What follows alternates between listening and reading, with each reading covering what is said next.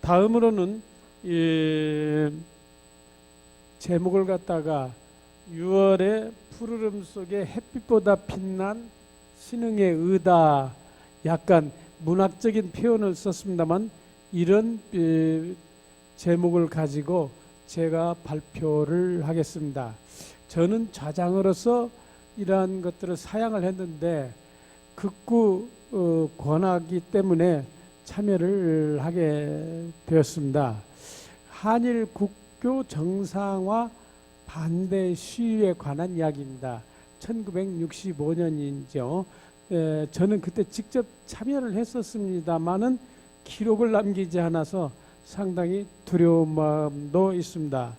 우리가 보통 한일회담 반대라고 이야기할 적에는 1964년 3월 24일 시위에서 6월 3일까지 이르는 한일회담 반대 운동하고 그 이듬해인 1965년 4월 13일에서 8월 27일까지의 한일협정 비준 반대 운동으로 구분할 수가 있습니다.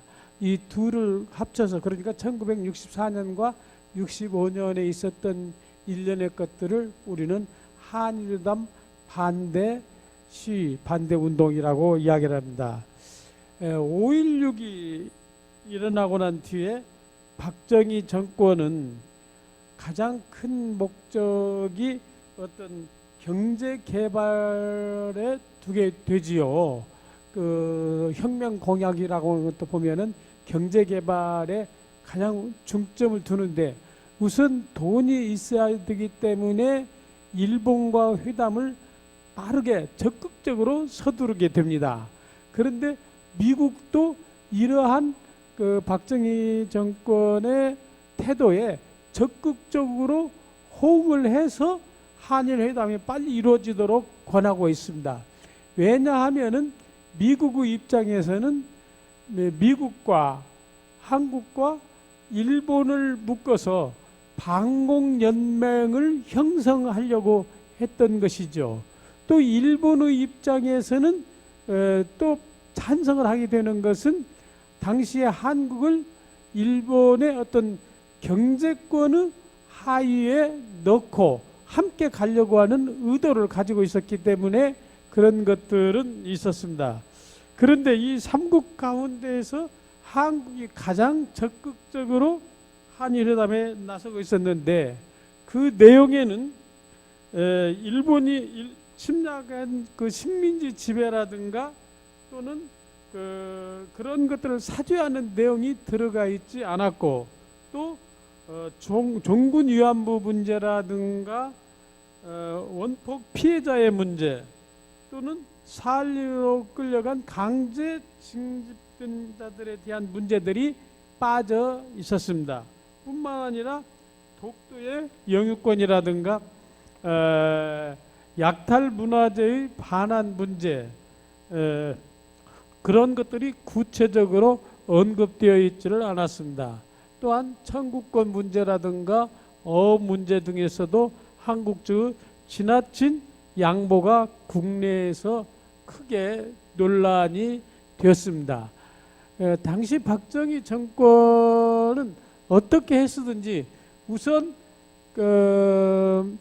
경제를 부흥시키기 위해서는 돈이 필요하고 그 돈을 끌어올 수 있는 데는 일본이라고 생각했기 때문에 무릎을 조금 굽히더라도 그 돈을 가지고 와려고 하는 생각들이 이러한 것들을 다시 말하자면 일본의 거부감을 느낄 만한 조건들은 전부 제휴를 시켰습니다.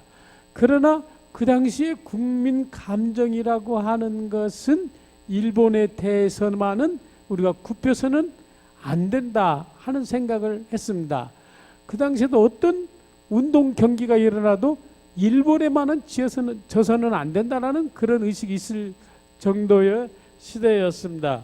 이에 대학생들을 중심으로 협정 체결을 앞둔 1964년 3월에 대규모 시위가 일어나게 됩니다. 그 대규모 시위가 있기 며칠 전인 1964년 3월 9일에는 야당과 제야 세력들이 대일 저자세 의교 반대 범국민 투쟁위원회를 결성을 하게 되고 3월 24일에는 서울대, 고려대, 연세대 등에서 한일회담 즉각 중지를 요구하는 대규모 시위가 전개되고 또 서울에서 대강고등학교를 비롯한 고등학생들도 일부 참여하면서 전국적으로 확산이 되어졌습니다. 이런 와중에 한일회담 타결 가능성이 어느 때보다도 높아진 5월 20일 서울대 물리대 교정에서 한일 굴욕회담 반대 학생총연합회가 주최한 황소식 민족적 민주주의 장례식이 열렸습니다.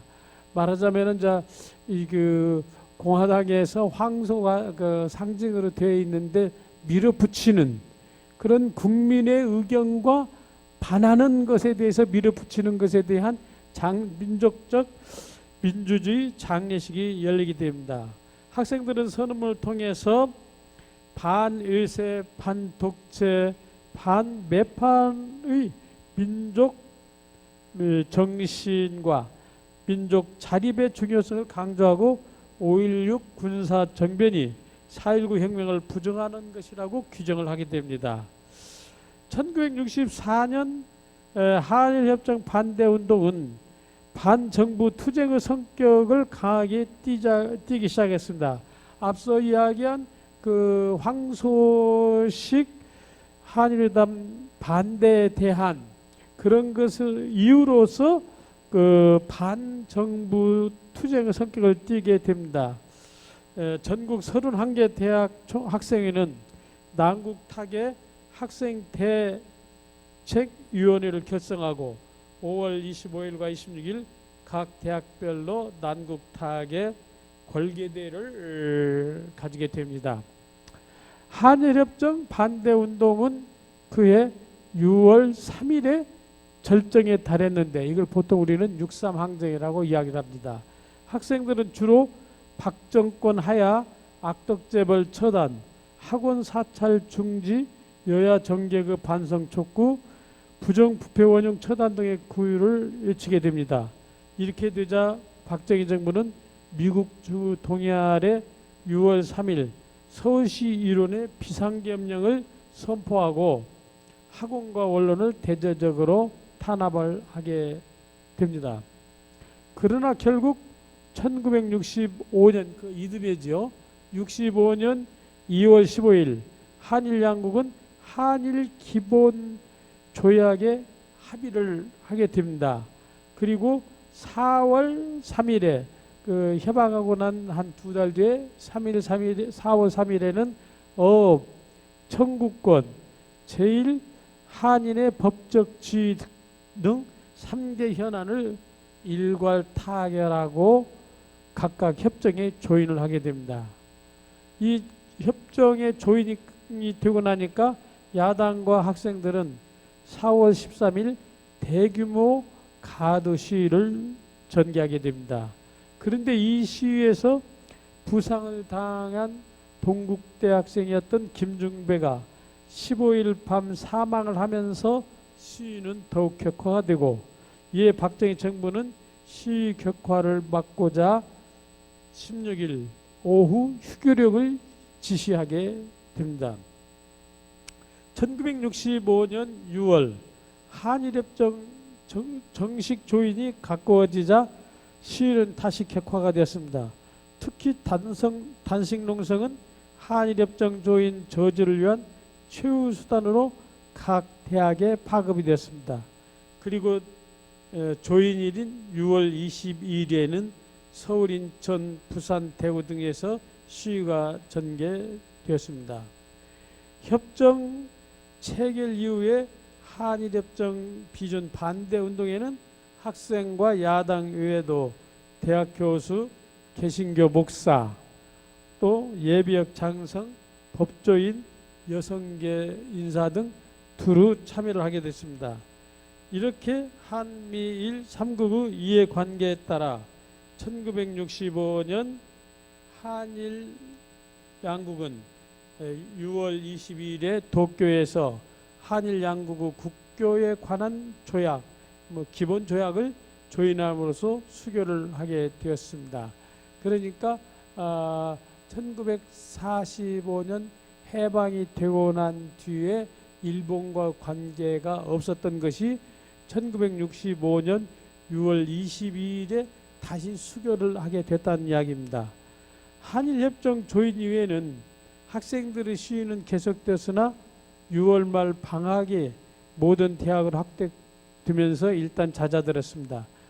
하지만 8월 14일에 1965년 8월 14일에 한일협정 비준 동의안이 여당 단독으로 국회를 통과하자 한일협정 비준을 무효화하기 위한 학생들의 시위가 부활했습니다.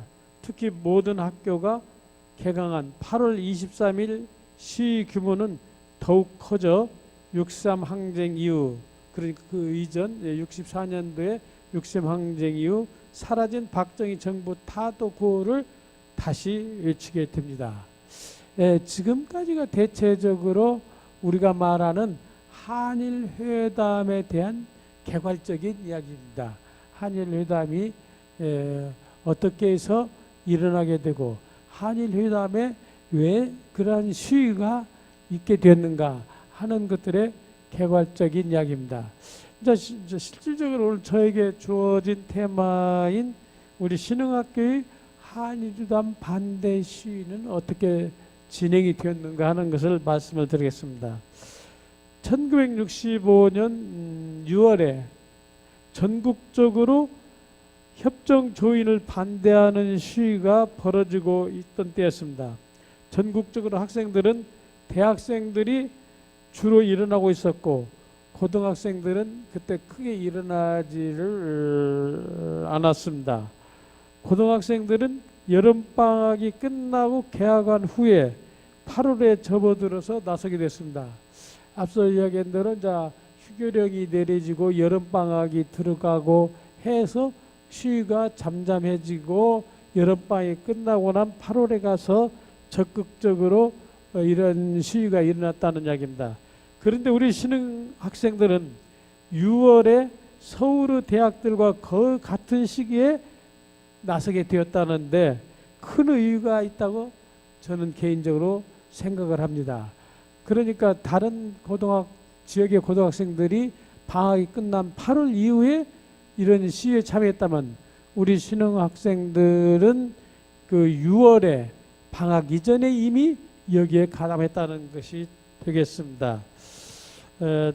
대학생들의 시위가 또 이러한 것은 그 전북에서 고등학생들의 시위 참여는 우리 신흥학교가 처음이었고 그 뒤에도 다른 학교는 별로 여기에 참여를 하지 않았습니다. 1965년 6월 22일 협정 조인일이 가까워지면서 시위가 격화될 때 아마도 22일 전후로 기억이 됩니다. 요원의 불길처럼 협정 반대의 시위가 계속될 때 우리 신흥인들도 서울과 다른 지역에 조직 파악하기도 전에 이런 데 관심을 가지고 일어나게 됩니다. 그래서 많은 학생들이 분개하고 우리도 가만히 있을 수 있지 않느냐라고 의기투합해서 의사하기로 거사를 하기로 의견이 모아졌습니다. 그런데 이러한 계획들이 발각이 된다면은 사전에 할 수가 없기 때문에 몇 명이서 극비에 해서 거사 당일 각 실장들을 모아서 실장들에게 이야기를 하고 실장들이 반에 들어가서 학생들을 데리고 나오자. 그런데 그 시간을 어떻게 잡을 것인가? 직원 조의가 하는 순간을 이용하자 이렇게 이야기를 했었습니다.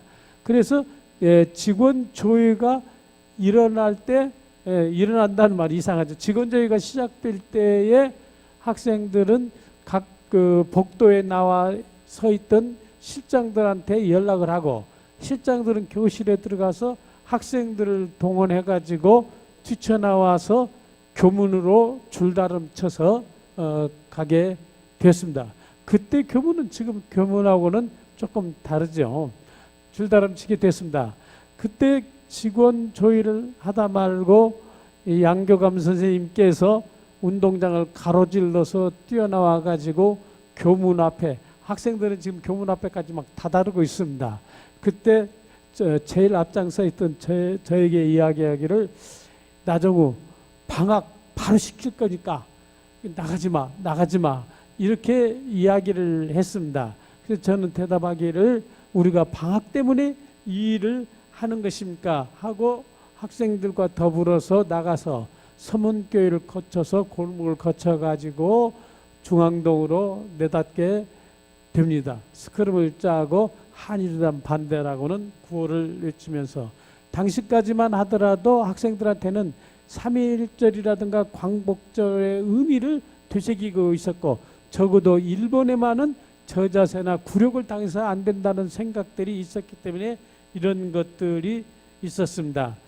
정말로 6월 중순 교정은 아침 햇살이 푸르른데 실록이 정말 고왔고, 그 푸르름 속으로 실록보다 더 푸르른 젊은 신흥인들이 뛰어나갔던 것이죠. 이제 시간이 다 됐습니다. 이렇게 일제시대의 학교 생활을 들었던 선배들이 이야기에 본물 터지듯이 모두가 함께 나갔었죠. 후일담이지만 제가 학교를 졸업하고 재수를 할 때 서울에 가서 어느 그 선생님한테 전화를 올렸더니 저녁이나 함께 하자고 그래서 나왔는데, 그때 모교에 있다가 서울로 학교를 옮기신 선생님들 4분이 와서 참 감격스럽게 저녁을 함께 했는데, 그때 이때 한일단 반대 운동이 있었던 것을 하나의 양념으로 이야기했었고, 그 우리가 시위를 할 그 당시에 어느 선생님께서는 의는 외로운 것이다 하고 말씀도 해주신 기억이 납니다. 이상으로서 이제 저의 발표는 마치고